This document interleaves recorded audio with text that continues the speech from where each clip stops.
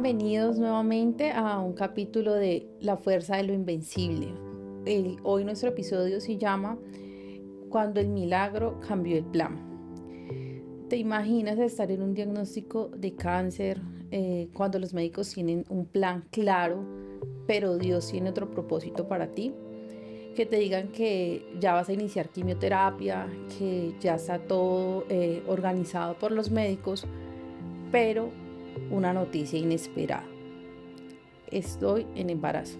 Hoy nos acompaña una mujer hermosísima que ha tomado unas decisiones completamente difíciles, pero sostenida en la fe.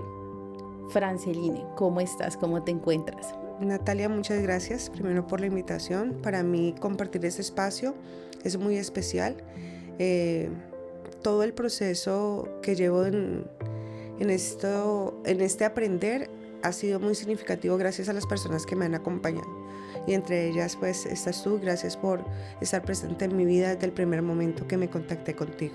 Entonces es la oportunidad también para agradecerte y comentar que cuando hablamos de la fe, yo siempre he pensado que Dios manda a las personas idóneas a la vida de uno y manda ángeles, y esos ángeles siempre están alrededor de nosotros. Muchas gracias por ser uno de ellos. Gracias por la invitación. En este momento poder hablar de esta historia es muy significativo porque puede ayudar a muchos otros a poder vivir este proceso que es tan complejo, de la mano y del apoyo de muchos otros que ya lo estamos vivenciando, y podemos decir que se puede superar muchas cosas. Gracias, Francis, por esas palabras que me llegan directo al corazón, porque tú sabes lo mucho que te quiero, lo mucho que te admiro, porque eres una mujer admirable, con una fe inquebrantable, con unos principios únicos, de esos que ya no se ven en este mundo, y simplemente soy un instrumento de Dios porque el plan así Él lo ha marcado, a pesar de que mis médicos también tenían otros planes. Y hoy justamente de eso es que vamos a hablar. No venimos a hablar de un diagnóstico, no venimos a hablar de una enfermedad, venimos a hablar de Dios, de la fe y de cómo vivís y cómo has vivido este proceso. Entonces, cuéntame, llévanos a ese primer día, a ese primer momento, en el momento que sucede o hay un diagnóstico. Bueno, en octubre del 2022 voy a la clínica con un fuerte dolor. Llega una peritonitis muy, muy grave. La apendicitis pasó a peritonitis, se me estrangula el apéndice. Me operan, estoy en UCI mucho tiempo. Siento que hay una pequeña masita en el seno. Comento lo del caso, me dicen que como se regaron tantos líquidos por mi cuerpo porque fue muy grave, que iban a salir drenando. En marzo del 2023 me hacen exámenes, la médico de familia me envía unos exámenes y salió positivo para el cáncer. Entonces en ese momento yo sentí que mi mundo se derrumbó. Yo decía, Dios mío, acabo de pasar por una peritonitis, una apendicitis, estuve en UCI. En ese momento pensaba en Laura Sofía, que es mi sobrina, es mi niña. Y yo decía, ¿con qué voy a dejar a Laura? Y luego de pasar de ese proceso a recibir ese diagnóstico fue muy duro. Después de ahí tuve cita con oncología. La oncóloga pues me comenta que es altamente hormonal, que debemos de interrumpir el proceso que vengo haciendo de la parte anticonceptiva. Me dice que ya tengo 40 años. Permíteme, entonces tú estabas en un proceso para fecundar, para estar en embarazo. Cuando nosotros nos casamos, fuimos a ginecología. Me dice, no, tú no puedes quedar en embarazo, va a ser muy difícil porque resulta que tú tienes un útero bidelfo y hay una probabilidad de pérdida por muchas razones médicas. Entonces decidimos con mi esposo iniciar un proceso de planificación porque yo no quería pasar por una pérdida de un bebé. Entonces por 13 años consecutivos nosotros planificamos. Okay. Entonces cuando llega el diagnóstico, me dicen tenemos que quitar el método de planificación porque es altamente hormonal tu diagnóstico, entonces nos toca empezar a suprimir esa parte. Entonces voy a la especialista, me dice, mira, tú ya tienes 40 años, vienes planificando 3 años consecutivos, de aquí a que iniciemos la quimioterapia, pues realmente tu cuerpo todavía hormonalmente no y no, ya no quedas en embarazo, ya no quedas en embarazo. Lo recibo ese diagnóstico con muchísimo miedo, empiezo a hacer cantidad de cosas porque la verdad y sinceramente tenía muchísimo miedo de hacer la quimioterapia. Creo que la primera vez que me comuniqué contigo estaba llorando, muchísimo,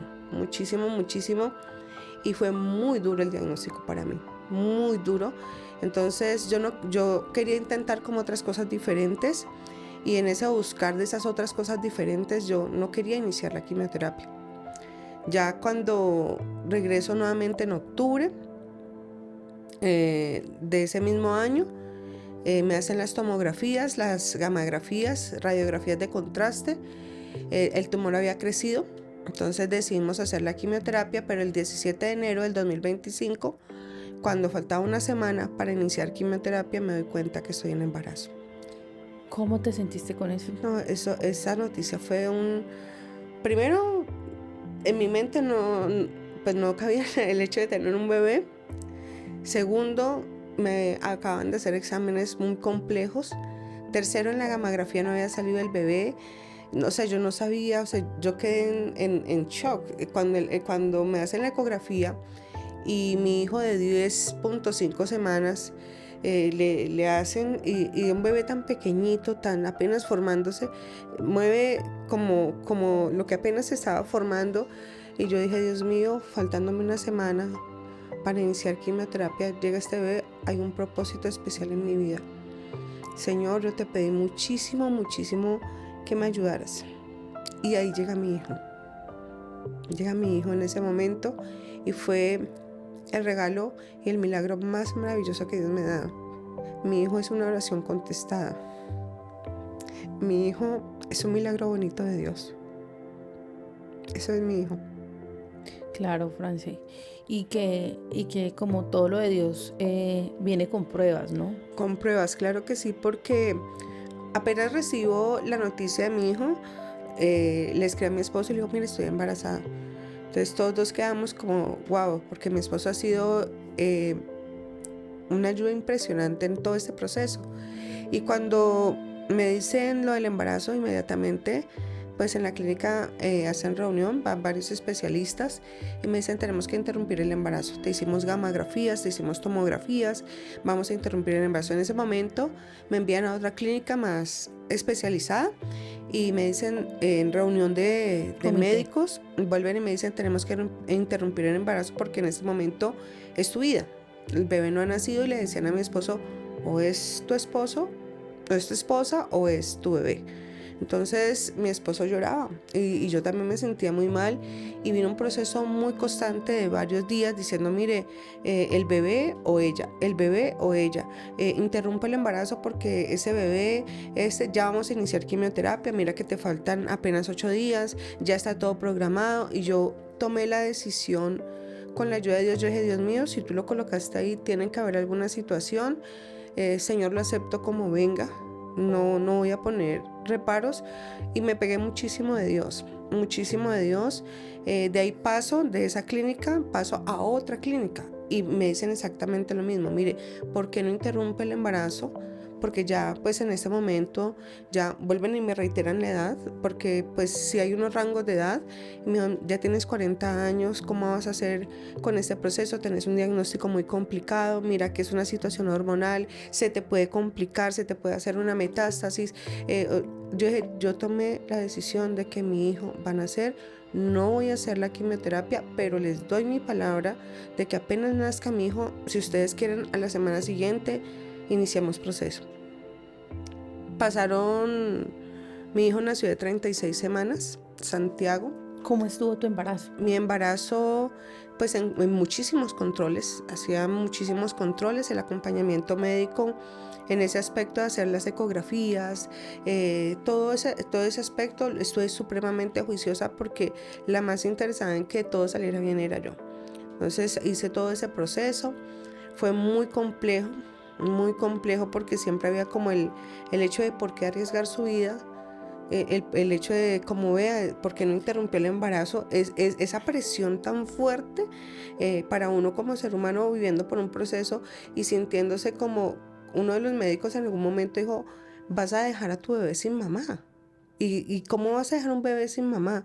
Entonces toda esa presión a veces incide mucho. Yo decía, Dios mío, si tú lo colocaste es por algo, Señor. Si tú tienes un propósito conmigo y con mi hijo, por favor.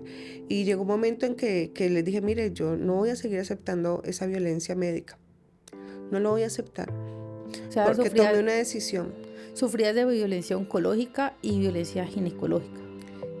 La interrupción del embarazo, ellos me explicaron en un debido momento de que era preservando el valor de la vida. O sea, el valor de la vida y que en ese momento quien estaba aquí era yo. Entonces esa fue la situación por la cual los médicos me dijeron, mira, en este momento estás tú. Y cómo van a hacer un bebé y ese bebé sin mamá. O sea, esa era la explicación que ellos daban en ese momento. Y porque yo... de pasando de clínica en clínica y de especialista en especialista, todos llegaban a la conclusión de que lo mejor era la interrupción del embarazo. Entonces pienso que sí hubo un proceso donde yo, inclusive en una de las citas médicas, yo me solté a llorar. Entonces la médico especialista en ese momento me dijo, si no quieres, pues no lo hagas. Pues una decisión muy tuya, pero o sea, como muy, con un tono muy fuerte, y pienso en este momento, y ese es un mensaje muy importante de pronto para todas las personas, de que ante todo que no se nos olvide la humanidad, el ser humano que está pasando por un proceso complejo y difícil, suficiente con la enfermedad, suficiente con tener que tomar decisiones muy duras como para que el otro no mire esa parte. O sea, cuando venimos aquí, que no todo sea como tan automatizado, porque yo entiendo los procesos médicos, pero usted cómo le explica eso a un sentimiento o a una emoción. Es muy complejo poder pasar por todos esos procesos. Te puedo preguntar algo, ¿qué sentiste cuando viste, más allá del diagnóstico, más allá de un diagnóstico de cáncer de mama, porque además el tema de lactar, ¿no? Porque Sí. hay que lactar, entonces uno piensa en eso. Además, por ejemplo, lo hablo en mi experiencia, el tema de tener hijos y sufrir de cáncer. Yo decía, si yo no tuviera hijos, para mí esto sería más fácil, porque finalmente, si me muero o no me muero, pues no es que se vea afectada a tantas personas. A mí el tema de tener hijos, pensaba yo todo el tiempo, los voy a dejar muy pequeños, están muy pequeños, yo necesito... Ahorita la pregunta es, que son totalmente dependientes, ¿qué pensabas más allá del diagnóstico de cáncer, más allá de otra situación? Tú como mujer, ¿qué pensaste cuando te dijeron, estás en embarazo? Bueno, ¿Qué sentías? ¿Qué sentía? La verdad sentía muchísimo temor de precisamente dejar a los niños, pero al mismo tiempo yo decía, Dios mío, si me voy, tienen un padre espectacular. Mi esposo es una persona muy dedicada a su familia, a sus niños, entonces eso. Y lo otro supremamente importante, mi familia. Yo no sé qué haría yo sin mi familia, sin mi mamá, sin mis hermanos, sin mis tías, mis tíos, mis primos. O sea, inmediatamente sentí el cobijo de todas las personas que me aman.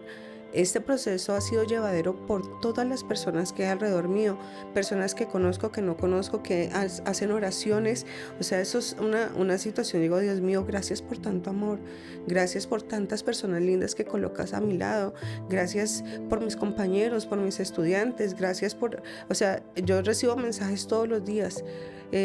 Compañera, deseo que estés bien, compañera, deseo una pronta recuperación, mi familia...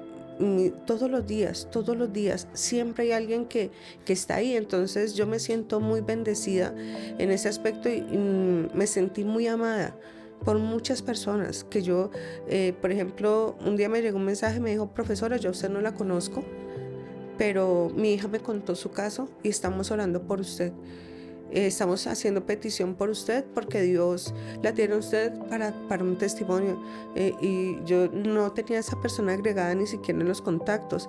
Luego otra abuelita llegó y me dijo, mire, nosotros de diferentes creencias pedimos una misa por usted, ¿sabe? gracias porque usted ayuda al muchacho o a la niña, etcétera. Entonces es todo el acompañamiento porque no he estado sola. Cuando hay un diagnóstico tan fuerte, las emociones son muy fuertes. La parte hormonal, además de que viene un embarazo, las mujeres a nivel hormonal nos descompensamos o nos sentimos diferente, y súmale a eso la parte de un diagnóstico. Entonces el poder sentirse así ha sido muy importante. El acompañamiento, por ejemplo, en mi caso, yo no quería perder mi cabello. Y el acompañamiento de ese proceso de mi cabello en la quimio para mí ha sido fundamental en mi vida. El acompañamiento de médicos que han estado conmigo como complementarios, como médicos que me han ayudado con nutrientes, con sueros, con demás, ha sido importante. Vuelvo y reitero, o sea, toda esa parte donde Dios ha colocado muchísimas situaciones, muchísimas personas en mi ayuda, yo tengo que decir solamente gracias. Gracias porque ese proceso tan duro, tan fuerte, tan doloroso ha sido posible gracias a toda la gente que de una u otra manera Dios ha colocado en mi camino para ayudarme. No he estado sola. No has estado sola. Cuando recibes la noticia de que estás en embarazo, claramente que uno no se puede sentir alegría ante el cáncer, porque cuando uno le dicen cáncer, uno pues imagina todos los peores escenarios, porque a eso lo lleva a la mente. Pero cuando te dicen embarazo, inmediatamente, ¿qué sentiste en tu cuerpo? ¿Qué sentiste en tu corazón, en tu espíritu? ¿Qué sentiste? Una oportunidad.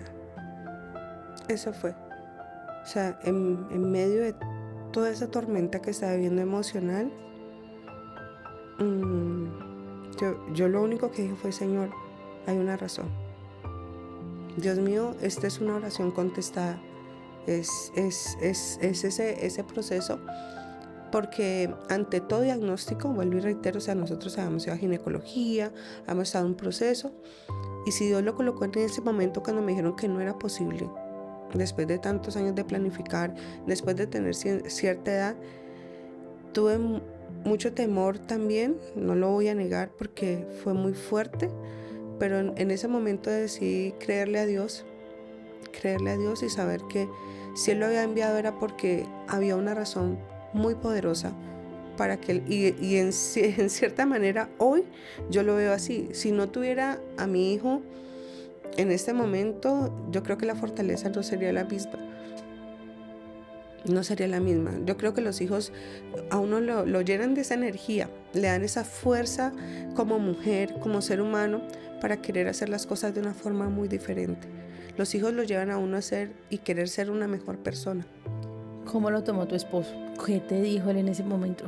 Mi esposo, pues ante toda esa presión médica, porque que lo pongan a uno a escoger, por ejemplo, en mi caso, que me digan su esposo o su bebé, yo creo que eso es muy duro.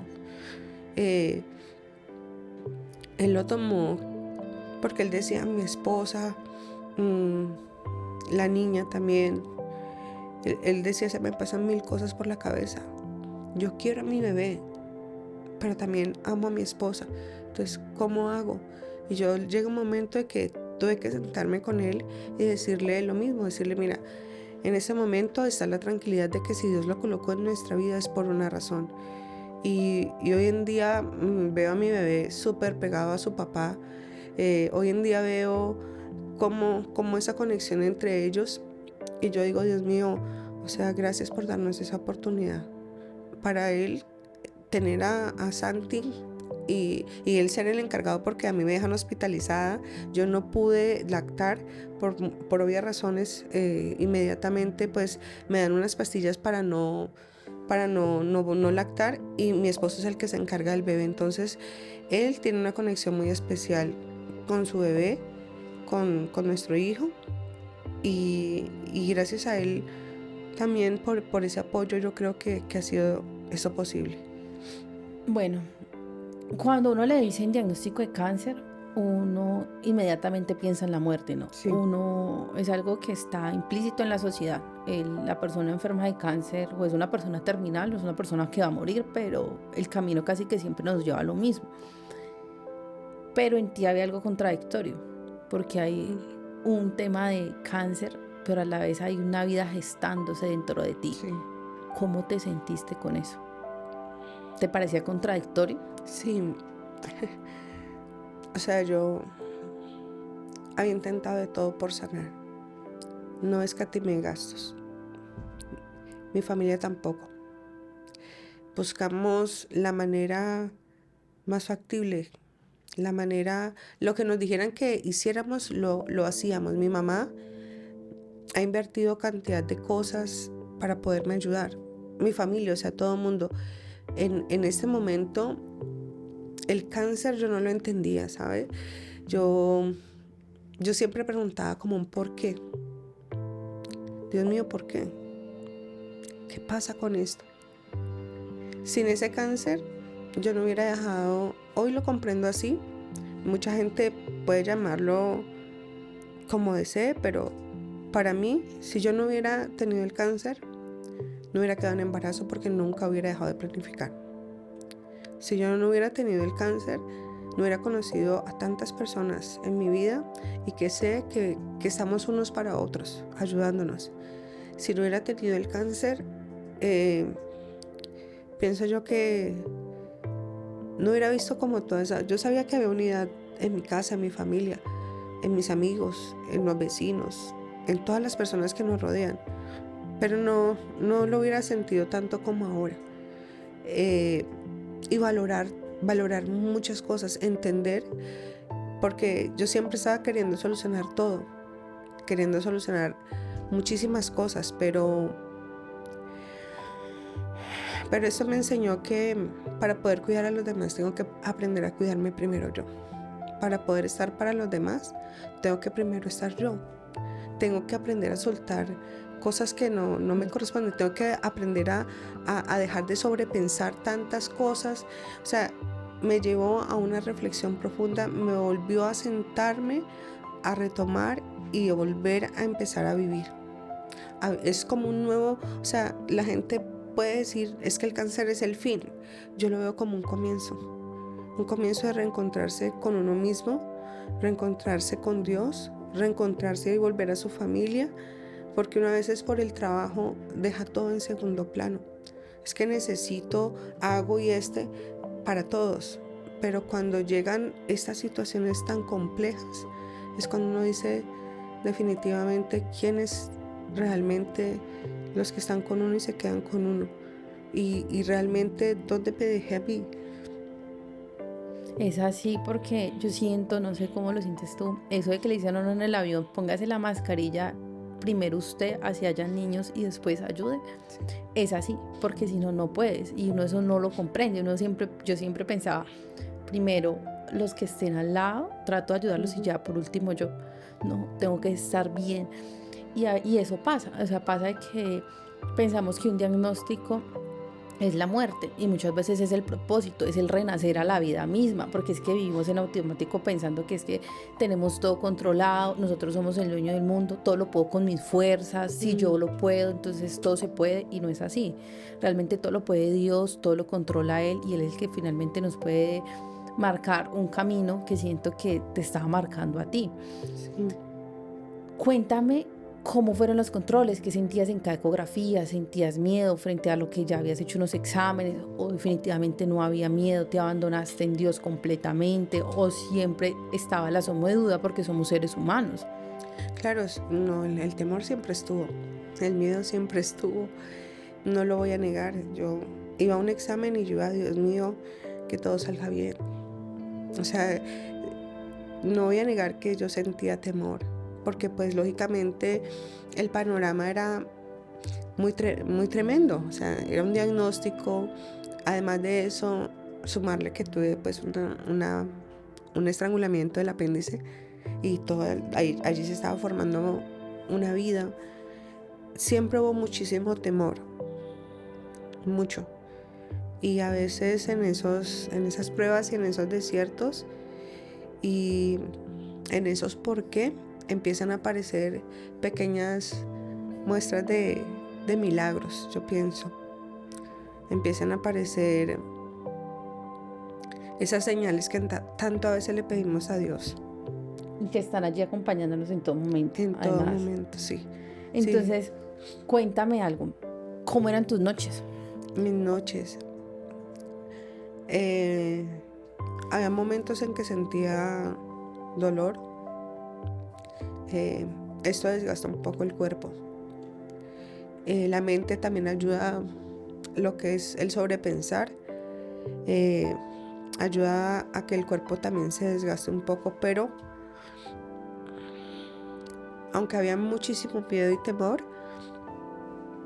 también había muchísima fe de que todo, yo siempre creía que todo era bajo un propósito, y definitivamente así pasó, Así fue un propósito para ti, para tu familia.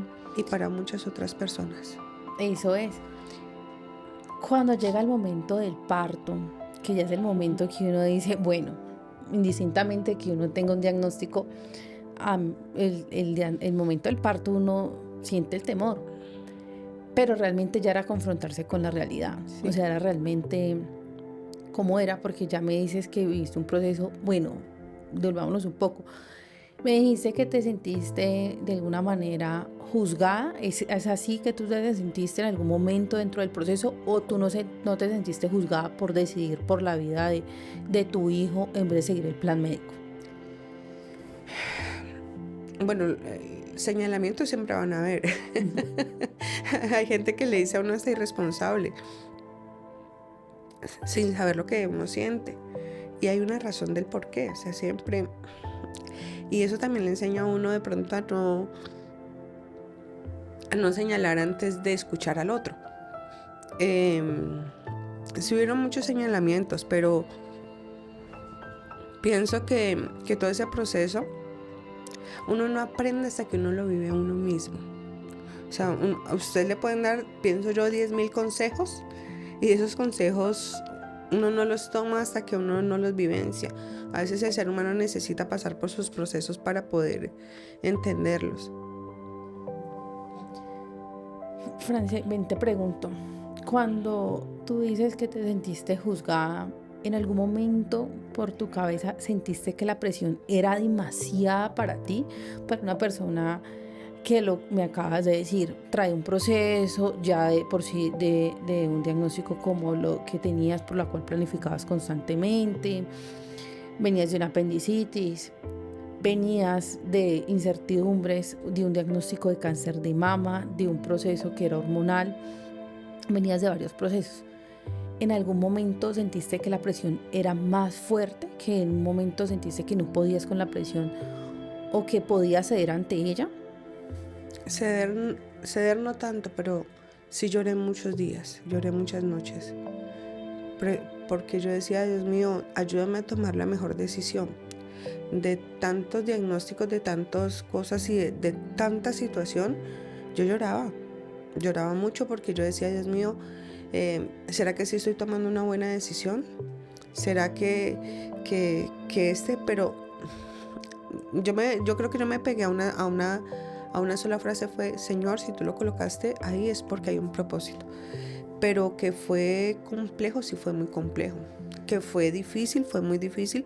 Que lloré muchas veces, sí. Porque es que yo no quería dejar un bebé sin mamá.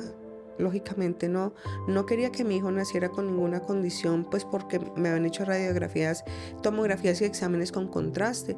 Yo no quería que mi hijo pasara por cosas, pero no sé, había un algo que me decía que, no sé si será esa fe que me movía mucho, de decir como que todo va a estar bien en medio de toda esta turbulencia que hay, en medio de toda esta tormenta, en medio de todo este desierto, algo hay que, con el propósito de Santiago. La historia de Santiago ha ayudado a que 4 mamitas más con diagnóstico tengan su bebé hoy en día. Alguien lo escuchó esa historia en algún momento, y conozco la historia, por ejemplo, de Guadalupe, que fue la última niña que escuchó de pronto la mamá la historia de Santi, y Guadalupe está bien. O sea, es también poder contar un poquito, como que en medio de todo eso darle la tranquilidad a las personas que escuchan, que todo va a estar bien, que a pesar del miedo que es humano, A pesar de los temores, que es humano, como lo conversábamos ahora, también llega un momento en que la fe y la esperanza pueden muchísimo más. Y el amor es cierto que mueve cosas, que te da la fuerza que a veces uno siente perder. Es así, yo realmente admiro mucho todo lo que has hecho, tu testimonio de vida a Santiago, porque has salvado vidas y las has salvado porque así lo ha querido Dios y te ha usado como instrumento igual al ángel que te mandó a tu milagro, que es Santiago. Yo quisiera que me contaras cómo fue el día del parto. Cuéntanos cómo fue ese día, que era, "Ey, eso Yo que tenía está". mucho miedo, o sea, no, mucha gente me ve muy, muy fuerte, pero pues realmente en ese momento yo estaba muy, muy frágil, pero tenía mucho miedo en qué aspecto, porque a pesar de que todos los exámenes habían salido muy bien, nunca dejó de existir el temor de que por los químicos de pronto mi bebé tuviera alguna situación. Pero me hace la cesárea porque se adelantó por una taquicardia fetal. Entonces se adelanta, mi bebé nació de 36 semanas. Cuando me muestran a mi bebé, o sea, yo solamente lo único que se me ocurrió en ese momento por la cabeza fue decir: gracias Dios por tu amor, gracias, mi hijo es perfecto. ¿Dónde está tanta misericordia tuya, Señor, de darme a mi hijo tan lindo? O sea, uno ve a sus hijos hermosos, uno ve lo más, o sea, y cuando pues lógicamente yo seguí el proceso de porque fue una cesárea, mi bebé pues nació, entonces lo llevaron para otra habitación con mi esposo donde estuviera más calientito, y yo no hallaba la hora de salir de ahí como para verlo, y apenas me lo pasaron en mis brazos, yo sentí la misericordia de Dios en mi vida. Es así. Yo no me imagino qué sentiste en ese llanto, No. en el llanto a la vida Sí, misma. es una bendición muy grande. O sea, poder sentir a mi hijo, verlo perfecto, ver, ver todo ese proceso. Yo dije: Señor, si tú me sostuviste hasta aquí, me diste un regalo tan maravilloso, un milagro tan hermoso, me has escuchado. Gracias, simplemente gracias. Gracias por tu amor y tu misericordia conmigo. ¿Cómo te sostuvo tu esposo en todo este proceso, Francis? No, mi esposo ha sido vital, o sea, eh, yo tomé una decisión, he tomado muchas decisiones y mi esposo estaba ahí. Yo pienso que él ha sido la compañía que me ha sostenido, inclusive con el cabello. ¿Cuántas quimios llevas? Ya pasé las 4 rojas, voy en la mitad de las blancas, voy 6 blancas, me faltan las otras 6. Vamos 10. Son 12 sí, vamos 10. Son 12 y estamos, mejor dicho, en ese proceso. Gracias a él por acompañarme en todo esto. O sea, en mi cabello está, y mucha gente dirá lo que quiera del cabello, pero yo no quería, yo respeto a quien tenga otra decisión, pero en ese momento es Franceline. Para mí, mi cabello es muy importante. Entonces es yo no quería que, inclusive hay pocas personas de mi círculo muy cercano sabe el diagnóstico, y últimamente es que se ha venido hablando de esto, pero antes de eso la gente no sabía de que mi embarazo era complicado, pero no sabía el por qué. ¿Ni a qué punto? Ni en qué punto, sí. Y mucha gente es eso, mucha gente está luchando y muchas otras no saben por lo que las personas están pasando. Entonces, tener mi cabello para mí era importante. Tener mi cabello para mí, yo no quería que la gente en cierta manera dijera: ella está enferma o está pasando por un proceso o algo. No, yo quería vivir esa experiencia, porque también es eso. O sea, yo aprendí que hacer las cosas a tiempo también vale la pena. Tenía mucho miedo de iniciar la quimioterapia, y específicamente por el desgaste corporal, y yo no quería tampoco perder mi cabello, y con su ayuda, porque ha sido muy importante, con su ayuda, con el acompañamiento de mi esposo, hoy en día yo llego a la clínica con toda la indumentaria para cuidar el cabello y ver personas que se alegran porque ya pasaron por ese proceso. Eso es. Me alegra muchísimo saber que para ti ha sido parte importante conservar tu identidad, que te ha proporcionado fuerza. Pero yo soy más que segura que la fuerza tuya ha provenido de tu amor de tu esposo, del amor de Dios y de Santiago. ¿Qué sucedió después de que tuviste a Santiago?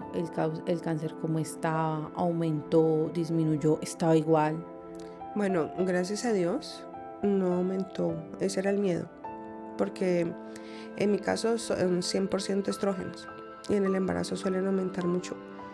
Gracias a Dios no aumentó en el embarazo, porque ese era el mayor temor. Estoy en ese momento en proceso y es importante iniciar un proceso médico con los especialistas adecuados. Pienso que es necesario, porque yo tenía mucho miedo de iniciar la quimioterapia, pero gracias a todo ese proceso, porque lo intenté de todo, el tumor ha disminuido y seguimos en el proceso. Vuelvo y reitero, o sea, todo eso ha sido gracias al acompañamiento de toda mi familia. Mi niña, por ejemplo, Laura Sofía, es una aliciente. Ellos llegan y cómo te fue, y cómo te va con los gorros, y te los colocaron, y ella ayuda a listar y ayuda a mirar. Está muy pendiente, cómo te sientes. Pues mi bebé llegó y esa sonrisa. Mi esposo ha tenido la paciencia para acompañarme, porque no es sencillo. Este proceso, o sea, yo tampoco no quiero que la gente diga, ay, mire, es que eso es muy sencillo. No es sencillo, pero tampoco es imposible. ¿Es difícil? Sí, pero cuando uno siente que alguien, por ejemplo, cuando usted me iba a acompañar a visitarme, cuando estoy en el proceso de quimioterapia, que yo estoy con mis cosas para no perder mi cabello, a mí me da mucha alegría, porque yo digo, bueno, llegan otras personas también a apoyarlos. Y ver a las otras personas también en ese proceso y podernos apoyar como en este aspecto es muy importante. ¿Qué le dirías a una mujer que está hoy en la batalla de la presión de la sociedad y el quererse entregar espiritualmente, puntualmente en lo que tú has vivido? Considero que hay que creerle muchísimo a Dios.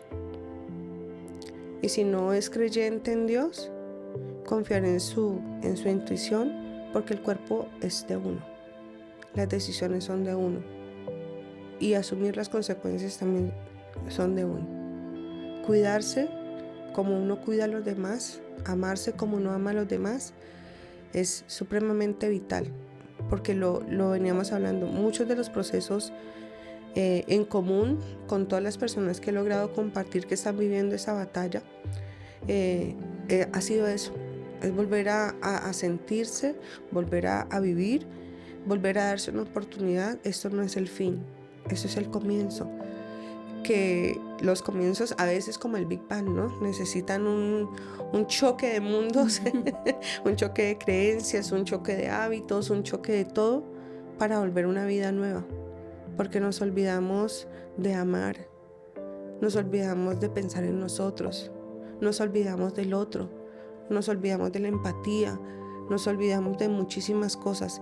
Entonces esto, aunque ha sido un proceso complejo y doloroso, me ha reencontrado con muchas cosas que había dejado a un lado por tener una responsabilidad que creía mía, pero resulta y acontece que en muchas ocasiones nos olvidamos de lo más importante, que somos nosotros mismos, nuestra familia y las personas que están alrededor de nosotros.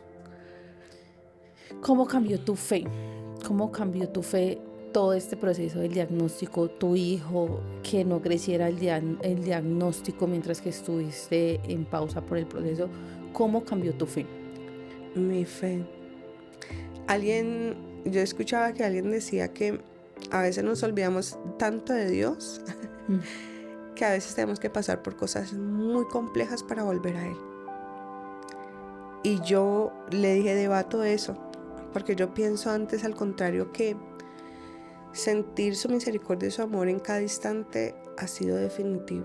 Que no me haya soltado la mano a pesar de mi rebeldía y a pesar de que hay cosas muy contradictorias, ¿no? Uno le pregunta, bueno, ¿por qué?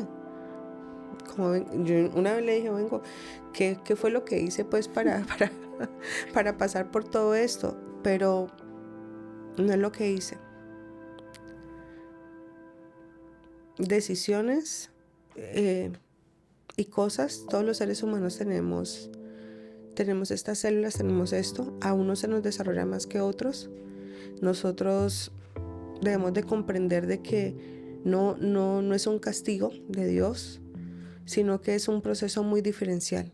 Y no es un por qué, sino un para qué. ¿Para qué? Y Dios tiene propósitos que ni siquiera nosotros podemos entender, y es donde debemos confiar en sus planes. Dime para ti, ¿qué es la fuerza de lo invencible? La fuerza de lo invencible. La fuerza de lo invencible está en la unión. Está en no soltar al otro. La fuerza de lo invencible está en el amor. La fuerza de lo invencible está en volver a comprender que es un nuevo comienzo. Y los nuevos comienzos no siempre son como nosotros deseamos o queremos, o no son esas historias maravillosas que a veces pensamos que es la vida.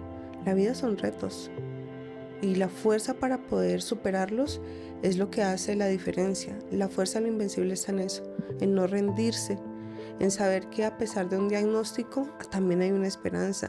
A pesar de que las cosas se compliquen, siempre hay una oportunidad.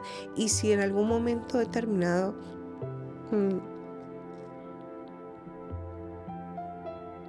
deben de pasar cosas, entender que hasta ahí era. La vida es un préstamo y todos los días es un regalo. Qué tenaz que nosotros tengamos que pasar por cosas tan dolorosas para poder comprenderlo. Aquí estamos, mi Francia Bella. Tú sabes que te quiero muchísimo. Igualmente. Y tú eres una prueba viviente de la obediencia a Dios, del abandonarse en Él, de confiar, de que la vida es una prueba misma. Y eso es un mensaje que yo les quiero dejar, y es: a veces nosotros pedimos que el milagro sea que la prueba desaparezca, y a veces ese no es el milagro. El milagro es poder atravesar la prueba y confiar en que Dios está con nosotros. Hoy tenemos este detalle para ti, aunque tú sabes que nuestro corazón te pertenece y además que tú eres corazón de nosotras.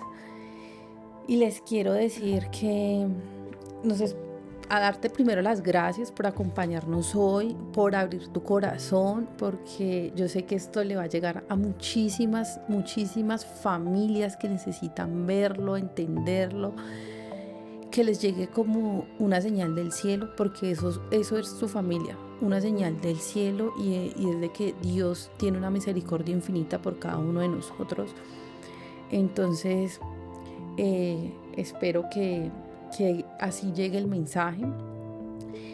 Y no es más, nos vemos en un próximo capítulo, y les quiero decir algo, y es: había un para qué, y esta historia tenía un para qué, y el propósito era de que ella gestara el milagro de la vida y acompañara a su familia en una nueva etapa, y demostrarnos a todos nosotros que la obediencia y el amor de Dios nos puede llevar muy lejos.